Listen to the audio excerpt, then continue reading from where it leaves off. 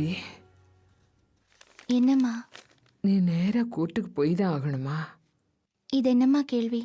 இல்லை அபி, வீட்டுக்கு வராம ஆஸ்பத்திரியிலேருந்து நேரா கோர்ட்டுக்கு போகணுமா? அம்மா இதுலலாம் ஏதாவது சம்பிரதாயம் இருக்கா? அதான் டிஸ்சார்ஜ் பண்ணியாச்சுல்ல.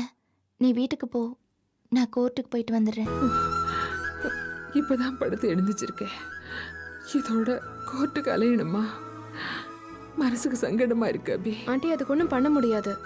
இது கோர்ட்டு சமாச்சாரம், கண்டிப்பா போய் தான் ஆகணும்.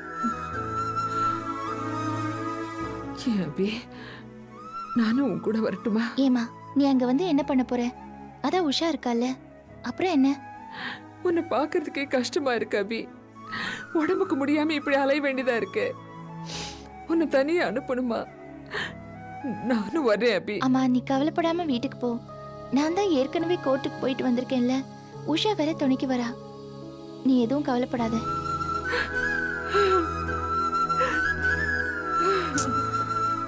அம்மா அம்மா ஏம்மா அழுதுட்டு இருக்க? எந்த நேரத்துல இந்த பாவி வயித்துல பிறந்தியோ, இப்படி கடந்து கஷ்டப்படுற. இப்படி ஒரு கல்யாணத்தை பண்ணி கோர்ட்டு அது இதுன்னு சீரழிஞ்சிட்டு இருக்க. பாத்தியா, நீ இப்பவே இப்படி அழுதுட்டு இருக்க. கோர்ட்டுக்கு வந்தா என்ன பண்ணுவ நீ? ஆண்டி ஆண்டி அழாதீங்க. நீங்க ஒன்றும் கவலைப்படாதீங்க ஆண்டி, நான் அபியை பார்த்துக்கிறேன். நீங்க வீட்டுக்கு கிளம்புங்க. வீட்டுக்கு கிளம்புமா, அதான் உஷா இருக்கால, நான் போயிட்டு வந்துடுறேன். சரியா? அழாதம்மா, அழாத. எல்லாம் நல்லதா நடக்கும். நான் போயிட்டு வந்துடுறேன். வீட்டு வரட்டுமா? கூட வச்சுக்க. அபி, ஒரு நிமிஷம் இரு.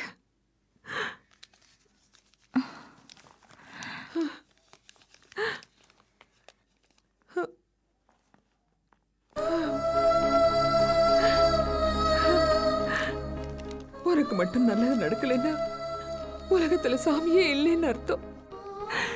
நீ தைரியமா போயிட்டு வா. இதுக்கு மேலையும் அந்த ஆண்டவன் உனக்கு சோதனை கொடுக்க கூடாது. நல்லதுதான் நடக்கணும். நல்லதுதான் நடக்குமா? நீ அழாத, அழாத. வீட்டுக்கு கிளம்பு, தைரியமா போ. நான் போயிட்டு வந்துடுறேன். சரியா? அபி, டைம் ஆகுது, வா. போலாம். போயிட்டு வரேம்மா. Bye aunty. பாத்துக்க உஷா. நான் பாத்துக்கிறேன்.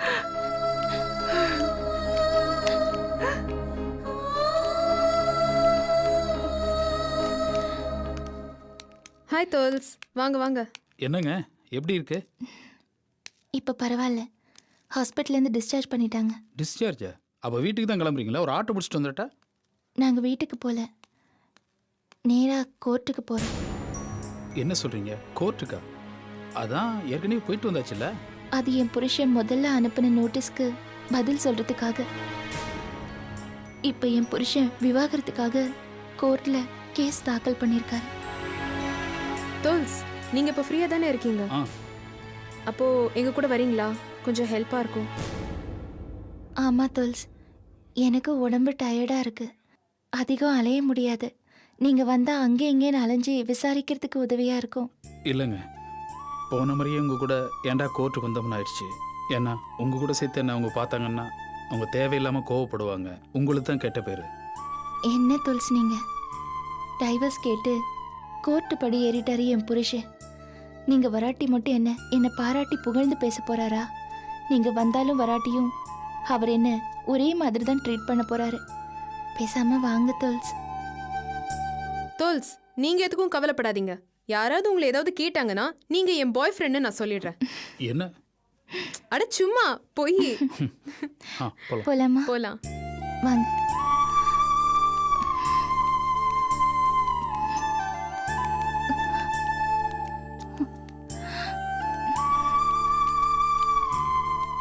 ரொம்ப வலிக்குதா?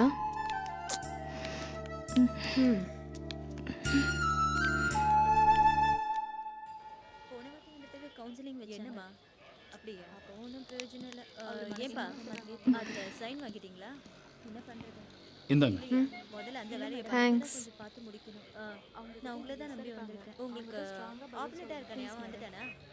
உங்களுக்கு வருது. என் குழந்தை பேச சொல்லி நிற்குதுங்க. இப்படி வார வாரம் கோர்ட்டு வாசல் டேய் எங்கடா இந்த பக்கம் கூட்டிட்டு வர அந்த பக்கம் போனோம். டேய் இவளுக்கு நிஜமாவே காயம் பட்டிருக்கா இல்ல ஜட்ஜு பரிதாபப்படணுங்கிறதுக்காக சும்மா வச்சு கட்டு போட்டுட்டு வந்திருக்காளா? விடுமா. அபி ஏண்டா இந்த நாய் இன்னும் இவ கூட தான் வாலாட்டி தெரியுதா? அபி அவன் தான் தூண்டி விடுறான். எப்பவும் அவன் கூடவே இருக்கான் ராஸ்கல். சரி லேட் ஆயிடுச்சு வா. சாட்சி நாளையரா நீ வா. ஏன் அபி உன் மாமியாருக்கு வீடு கோர்ட்டு கோயில் ஹாஸ்பிட்டல் எல்லாம் ஒரே மாதிரி தானா? எல்லா இடத்துலயும் ஒரே மாதிரி அசிங்கமா நடந்துக்கிறாங்க. விடு உஷா.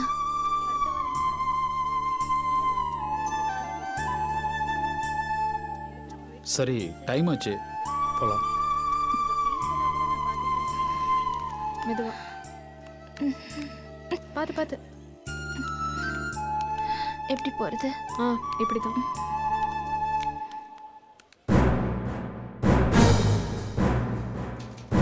பெட்டிஷன் நம்பர் 8034 மனுதாரர் பாஸ்கர், எதிர் மனுதாரர் அபிநயா.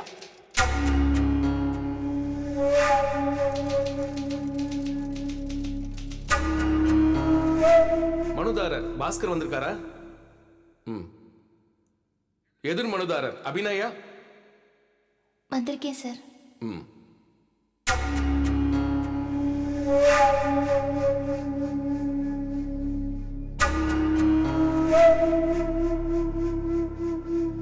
மனுதாரரோட வக்கீல் யாரு? Yes your honour. நீங்க ஆரம்பிக்கலாம். Thank you your honour.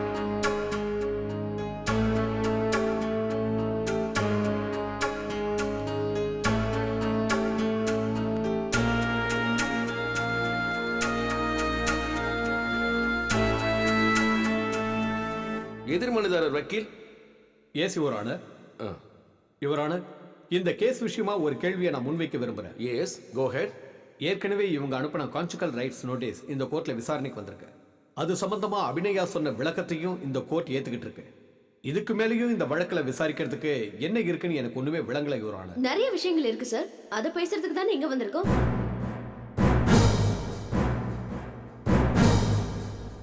Your honour, அன்னைக்கு மிஸ்ஸஸ் அபிநயா இந்த கோர்ட்ல சொன்ன விஷயங்கள்ல சில உண்மைகள் இருக்கு.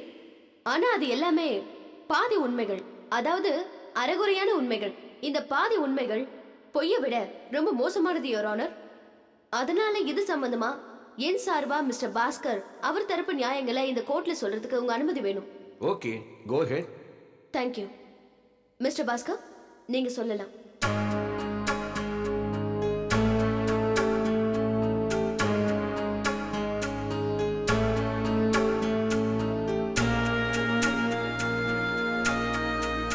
தயங்காதீங்க மிஸ்டர் பாஸ்கர். உண்மையை கோர்ட்ல சொல்ல வேண்டியது உங்க கடமை. ப்ளீஸ் சொல்லுங்க. Okay madam.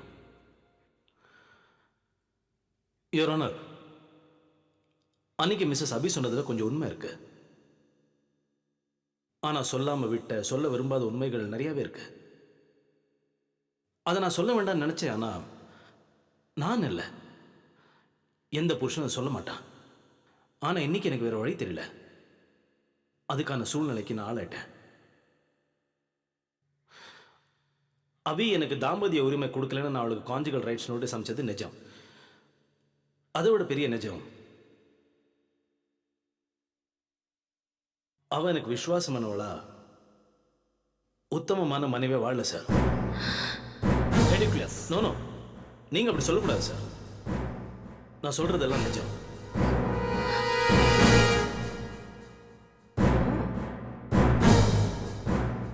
புதுசா நீங்க ஒரு கதையை ஜோடிக்க நினைக்கிறீங்க, அப்படித்தானே? நோ சார்,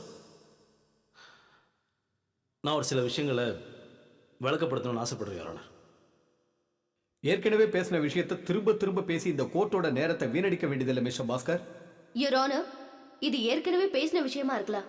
ஆனா அது சம்பந்தமா மிஸ்டர் பாஸ்கர் தன்னோட தரப்பு நியாயத்தை சொல்றத நாம நிராகரிக்க முடியாது இல்லையா? மிஸ்டர் பாஸ்கர் நீங்க சொல்லுங்க. Thank you your honour. என்னோட மனைவியை தன்னை கிளைம் பண்ணிக்கிறாங்களே மிஸ்ஸஸ் அபி, அவங்களுக்கு ஆரம்பத்துலேருந்து என் மேலேயோ என் குடும்பத்து மேலேயோ பிரியமோ ஈடுபாடோ கிடையாது. அவங்களுக்கு எப்போ பார்த்தாலும் அவங்க குடும்பம், அம்மா, தங்கச்சிங்க, அவங்க மேலே தான் அக்கறை. இதை போய் ஒரு குற்றச்சாட்டுன்னு சொல்ல முடியுமா? பிறந்த வீட்டு மேல பாசம் பெண்களுக்கு இருக்கிறது இயல்பான விஷயம் தானே. அது சரி, அவங்க சம்பளத்தை நீங்க உங்க குடும்பத்துக்கு வேணும்னு கேட்டீங்க இல்லையா? கேட்டேன், கேஷுவலாக கேட்டேன். ஆனா அபி அவளோட சம்பளத்தை எத்தனை தடவை என்கிட்ட கொடுத்துருக்கான்னு கேளுங்க. ஒரு தடவையோ 2 தடவையோ தான். மற்றபடி அவ சம்பளத்தை அவ குடும்பத்துக்கு தான் செலவு பண்ணியிருக்கா. என்ன பண்றது சார்? அபி உங்க கூட வாழ்ந்தது மொத்தமே 4-5 மாசம் தானே. அதுக்குள்ளதான் நீங்க அவங்கள பிறந்த வீட்டுக்கு துரத்திட்டீங்களே. நான் துரத்தினேனா? சாரி சார், அவ்வளோதான் போறான். இல்லையே, அபி சொல்றபடி பார்த்தா. யுவர் ஆனர், இதெல்லாம் நம்ம ஏற்கனவே பேசின விஷயங்கள். இப்போ நம்ம பேச வேண்டியது என் கட்சிக்காரன் மிஸ்டர் பாஸ்கர் அவர் மனைவி அபிநயாவை டைவர்ஸ் பண்றதை பத்தி, அதுக்கான காரணங்களை பத்தி. என்ன காரணம்? அதை பத்தி இந்த கோர்ட்ல ஏதாவது சொல்லியிருக்கீங்களா?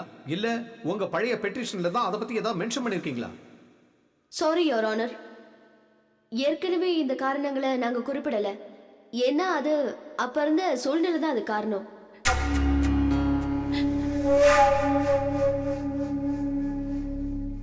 ஆனா இப்போ விவாகரத்தை தவிர்க்கவே முடியாதுன்னு என் கட்சிக்காரன் நினைக்கிறதுனால அதுக்கான உண்மையான காரணங்களை கோர்ட்ல மறைக்காம சொல்ல வேண்டியிருக்கு.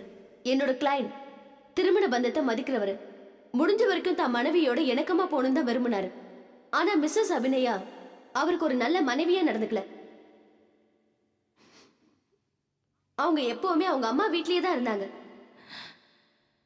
பல முறை மிஸ்டர் பாஸ்கரை அவங்க அவமானப்படுத்திருக்காங்க. பொய் கேஸ் கொடுத்து போலீஸ் ஸ்டேஷன் வரைக்கும் கூட அவங்க இழுத்திருக்காங்க. ஆனா இதை எல்லாத்தையும் பொறுத்துக்கிட்ட மிஸ்டர் பாஸ்கரால ஒரு விஷயத்தை மட்டும் பொறுத்துக்க முடியல your honour. I am very sorry to say this, but Mrs அபிநயாவோட நடத்தை சரியில்லை.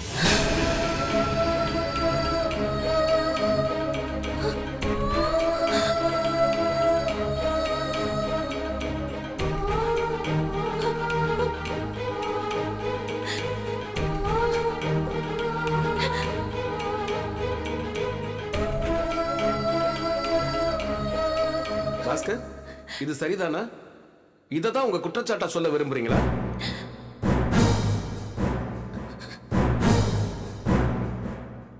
Yes your honour.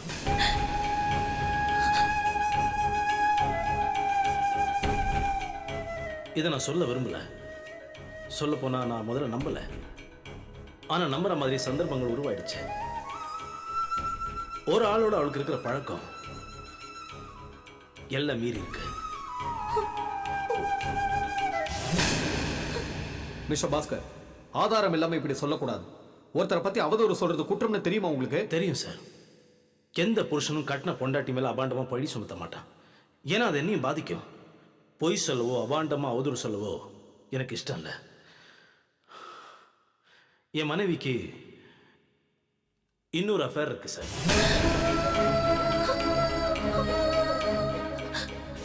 யார் கூட அஃபேர்னு சொல்ல முடியுமா உங்களுக்கு?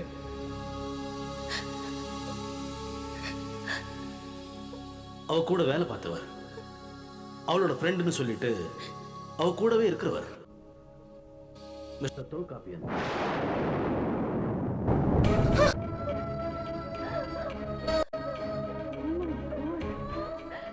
மிஸ்டர் தொல்காப்பியனுக்கும் அவிக்கும் அஃபேர் இருக்கு. அவர் போய் சொல்றாரு.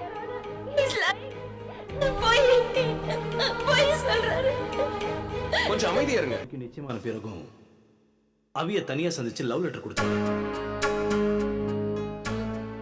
என்ன தனியா சந்திச்சு அவி பத்தி தப்பு தப்பா பேசினாரு.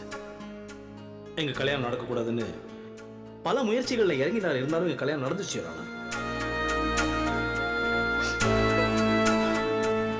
அந்த மாதிரி ஒரு ஆளோட எப்படி நட்பு வச்சுக்க முடியும்? ஆனா எங்க கல்யாணம் ஆனதுக்கு அப்புறம் அவங்களுக்குள்ள நெருக்கம் அதிகமாயிடுச்சு. அவி என்னை விட்டு விலகி விலகி போனா. தொல்காப்பியனோட பல இடங்கள்ல சுத்தினா. மிஸ்டர் தொல்காப்பியனுக்கு கத்தி குத்துப்பட்டு ஹாஸ்பிட்டல் இருந்தப்போ பக்கத்துல இருந்து பணிவிடை செஞ்சேன். சில நாள் ராத்திரி அவன்